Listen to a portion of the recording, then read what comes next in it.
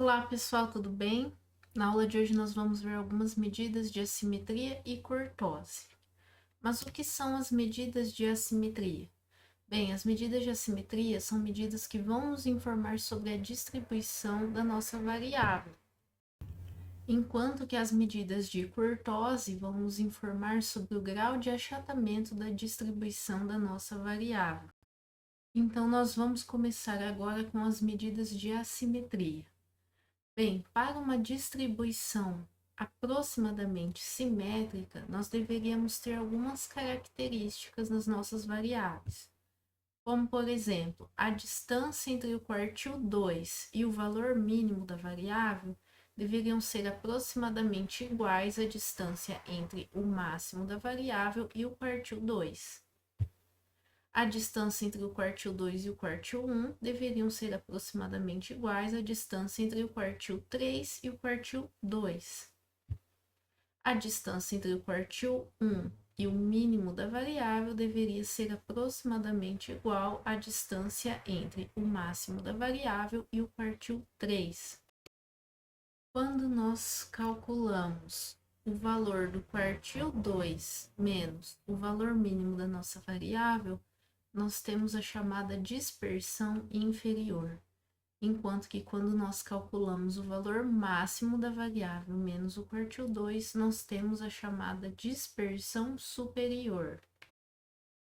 Então, por exemplo, considere que nós tenhamos a nossa variável com esse comportamento conforme está apresentado nesse gráfico de histograma apresentado aí, tá? Então, apenas para fins ilustrativos, vamos considerar que os quartis da nossa variável estejam distribuídos dessa forma, o mínimo da variável seja esse valor que eu denotei aqui por x1 e o máximo xn. Então, quando nós encontramos a dispersão inferior, nós estamos nos referindo a essa primeira parte da nossa variável, que seria a distância entre o quartil 2 e o valor mínimo dessa variável, enquanto que a dispersão superior seria a distância entre o máximo da variável e o quartil 2. Então, essa é uma forma que nós temos de verificar se uma variável é simétrica ou assimétrica. Outra forma de verificar isso é comparar a distância entre os quartis, por exemplo, entre o quartil 2 e o quartil 1, e entre o quartil 3 e o quartil 2. Então, o que se espera é que, se uma variável for simétrica, essa distância seja aproximadamente igual a esta. Outra comparação que nós podemos fazer é entre o quartil 1 e o mínimo da variável e entre o máximo da variável e o quartil 3. Também para uma variável simétrica, espera-se um comportamento parecido, próximo, entre essas duas distâncias aqui e essas duas distâncias aqui. Mas como que nós podemos quantificar a simetria ou a assimetria de uma variável? Então, para isso, nós vamos utilizar o coeficiente de assimetria de Pearson, que é dado por essa relação que está aí, 3 vezes a média menos a mediana da variável, dividido por S, que é o desvio padrão da variável. Então, esse valor do coeficiente de assimetria de Pearson, ele pode ter algumas classificações, que são essas aqui. Se esse valor que nós calcularmos aqui, em valor absoluto, ele for menor ou igual a 0,15, ou seja, se ele estiver entre menos 0,15 e 0,15, nós consideramos que a distância aqui não é grande o suficiente para caracterizar dados assimétricos. Então, nós classificamos esses dados como dados simétricos.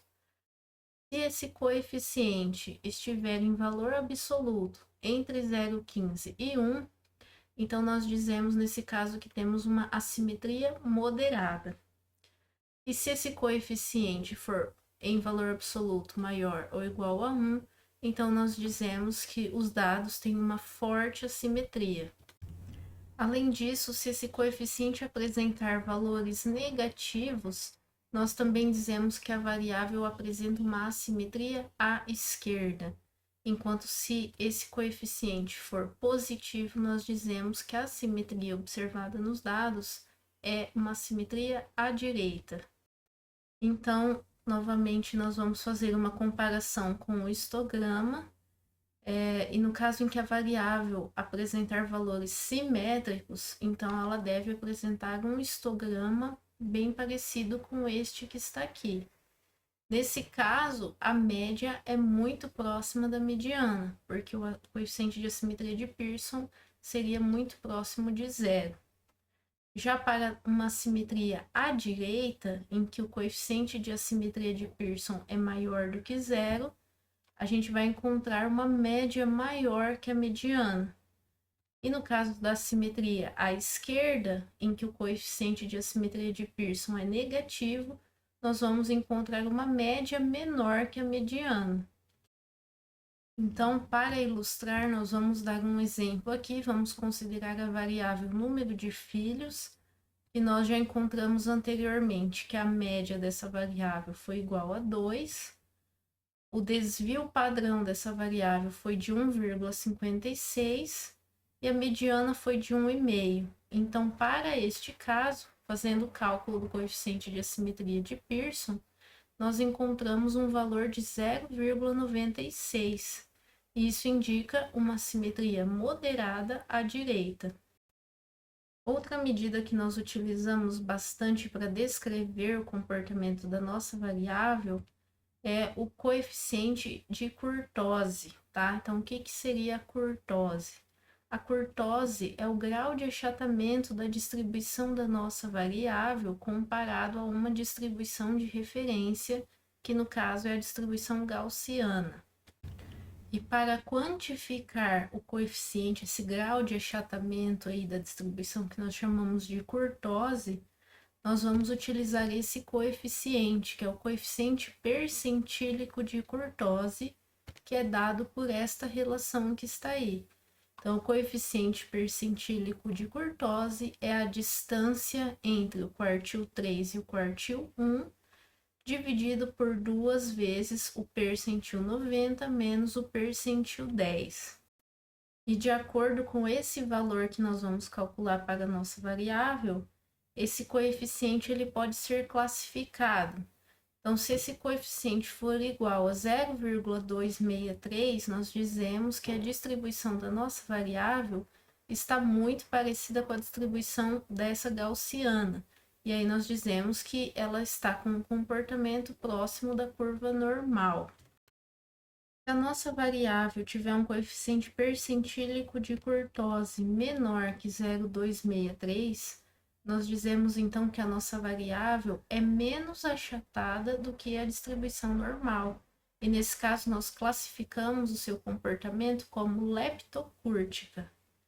E se a nossa variável tiver um coeficiente percentílico de curtose maior que 0,263, nós dizemos que a nossa variável tem um comportamento mais achatado do que o da distribuição normal, e nesse caso nós classificamos essa variável como platicúrtica. Então, aqui para ilustrar o comportamento que as nossas variáveis podem ter.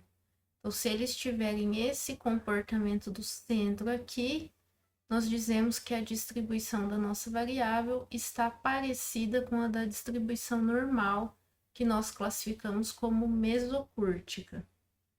Se a nossa variável tiver um comportamento menos achatado que a da distribuição normal, nós chamamos de leptocúrtica.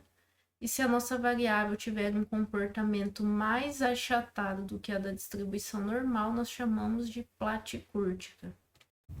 E para ilustrar, nós vamos considerar a variável salários que nós já vimos anteriormente. E para essa variável, o quartil 1, que é o mesmo que o percentil 25, foi de 6,33.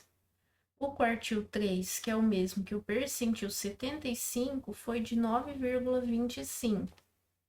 O percentil 10, que é o mesmo que o decil 1, foi igual a 5. E o percentil 90, que é igual ao decil 9, foi igual a 10. Então, fazendo o cálculo do coeficiente percentílico de curtose, nós encontramos um valor de 0,292. E este valor é maior do que o valor 0,263 da distribuição de referência, que é a distribuição normal ou gaussiana. Então, nós classificamos a variável salário como platicúrtica. Com isso, encerramos mais uma aula de estatística. Espero que tenham gostado e até a próxima!